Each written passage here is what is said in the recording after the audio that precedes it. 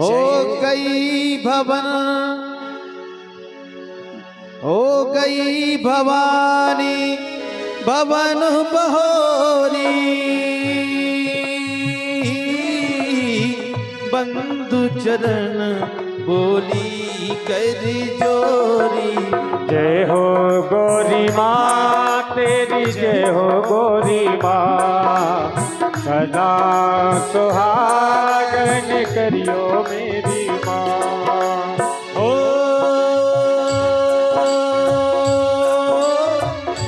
जय जय गिरिवरी राज किशोरी, जय महेश मुख चंद्र चकोरी। जय हो गोरी माँ तेरी, जय हो गोरी माँ, सदा सुहागन करियो मेरी माँ। आज जैसे ही माता रुक्मणी ने बड़ा ही सुंदर माँ भगवती का पूजन किया। जय जय जय गिरिराज किशोरी, जय महेश मुख चंद्र चकोरी, जय गज बदन सड़ानन माता। आज बड़ी ही सुंदर स्तुति कर रहे हैं। और जैसे ही मन में कामना प्रकट की, हे माँ भगवती, वह सावली सूरत प्यारी मूरत मेरे को पति के रूप में मिले। कन्हैया को ही मांग रही थी, लेकिन संयोग देखो, माँ भगवती ने भी आशीर्वाद दिया कि मन जाहे राचो मिलहि सोवर सहज सुंदर सावरो।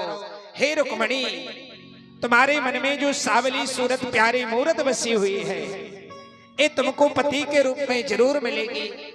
कन्हैया विचार कर रहे हैं, देखो सही, मेरे को ही मांग रही और मेरे को देख ही नहीं रही। श्री सुखदेव कहते हैं, आज पूर्ण ब्रह्म परमात्मा लीला संपन्न करने के लिए जैसे ही मूर्ति के बगल से निकले, कन्हैया धीरे से मूर्ति के बगल से निकले और कन्हैया ने निकल करके रुक्मणी जी का बड़ी सावधानी से हाथ पकड़ा।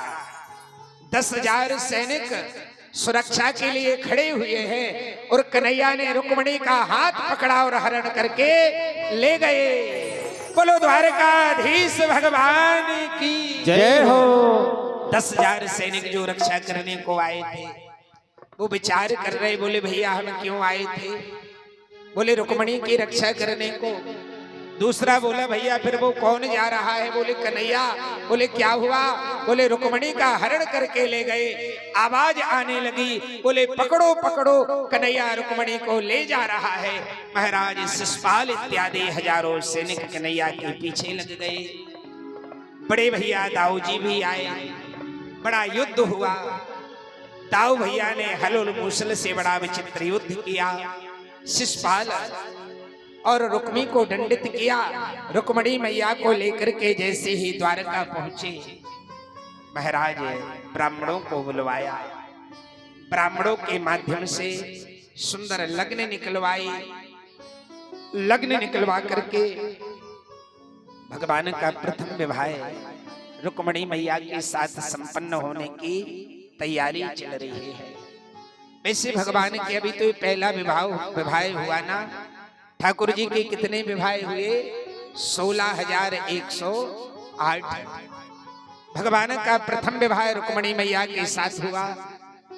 दूसरा विवाह भगवान जब मणि की खोज करने के लिए गए तो कन्हैया का दूसरा विवाह सत्यभामा के, दूसरा विवाह जाम्बती के साथ हुआ। कन्हैया का तीसरा विवाह सत्यभामा के साथ हुआ।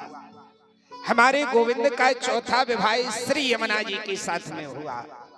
भगवान का पांचवा विवाह मित्र और अरविंद नामक 2 सगे भाई थे, जिनकी बहन का नाम मित्र वृंदा था। भगवान का पांचवा विवाह मित्र वृंदा नामक कन्या के साथ संपन्न हुआ।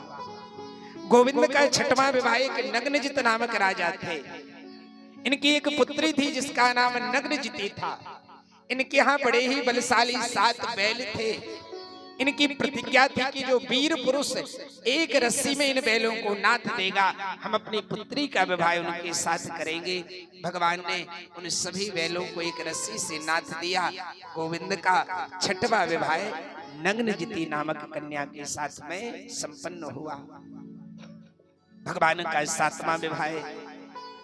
राजाधी देवी नामक एक स्त्री थी जो सुमराज को संभाला करती थी। इनकी पुत्री का नाम भद्रा था। भगवान का 7वां विवाह भद्रा नामक कन्या के साथ में संपन्न हुआ। मद्र देश के राजा की बिटिया का नाम था लक्ष्मणा। कन्हैया का 8वां विवाह लक्ष्मणा नामक कन्या के साथ में संपन्न हुआ। इस प्रकार से भगवान के कितने विवाह हुए? 8। ये तो भगवान की 8 पटरानियां हैं। लेकिन भगवान जब युद्ध करने के लिए भौमासुर के नगर में गए ना, भौमासुर को मारा। भौमासुर के राज में 16,100 कन्याएं कैद थी। भगवान ने जैसे ही उनसे कहा कि देवियों आप अपने अपने घर को जा सकती हो, वो कन्याएं हाथ जोड़ करके कहती गोविंद मेरा मन पवित्र है, मेरा शरीर पवित्र है, लेकिन ये संसार बड़ा विचित्र है। वो 16,100 कन्याएं कहती हैं भगवान मेरे को संसार में कोई स्वीकार नहीं करेगा, मेरे को दोष लगाएंगे कि कितने समय तक दूसरे के बंधन में रही। भगवान कहते हैं देवी जिसका मन सही हो, जिसका कर्म सही हो, उसको संसार छोड़ भी दे तो उसको हम अपना लेते हैं। भौमासुर के राज में भगवान ने 16,100 रूप बनाए और 16,100 कन्याओं के साथ में भगवान ने अपना विवाह संपन्न करवा लिया। 8 विवाह तो पहले हुए और 16,100 विवाह भगवान के भौमासुर के नगर में हुए। कितने हो गए टोटल विवाह कन्हैया के? 16,108। भगवान के कितने विवाह हुए? भागवत जी में लिखा है 16,108